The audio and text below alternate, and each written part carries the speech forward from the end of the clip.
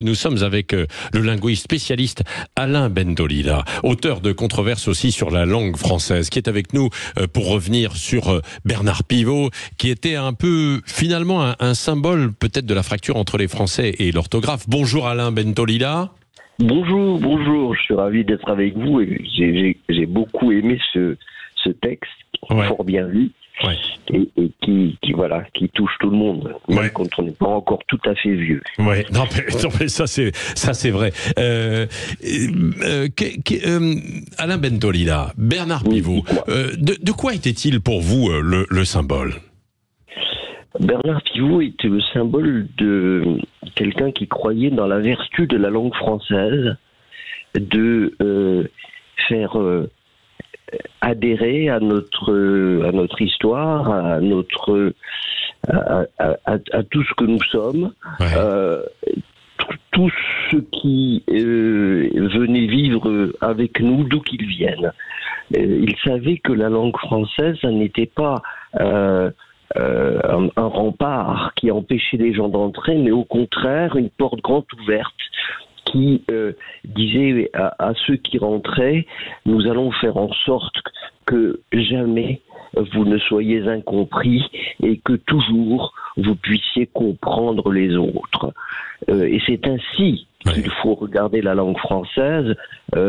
Il était désolé, et moi avec lui, que nous ne fassions pas suffisamment d'efforts pour que la langue française, dans toute sa justesse, pas dans toute sa pureté, dans toute sa justesse, dans toute sa pertinence, ne soit pas suffisamment offerte, travaillée, chérie, par ceux qui justement voulaient vivre avec nous.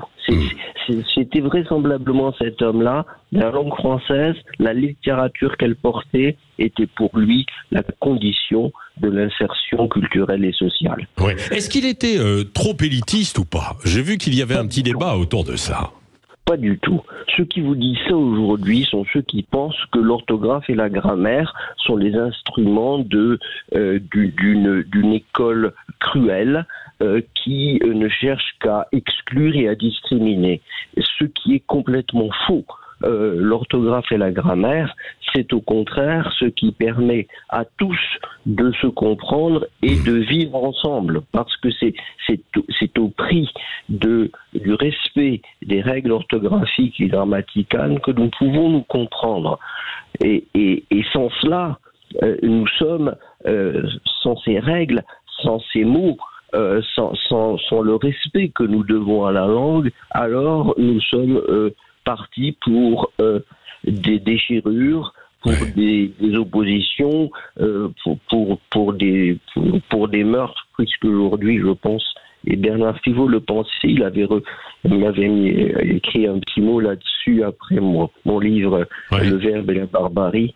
Il m'avait dit: vous avez parfaitement raison, quand les paroles ne sont pas là, les coups portent.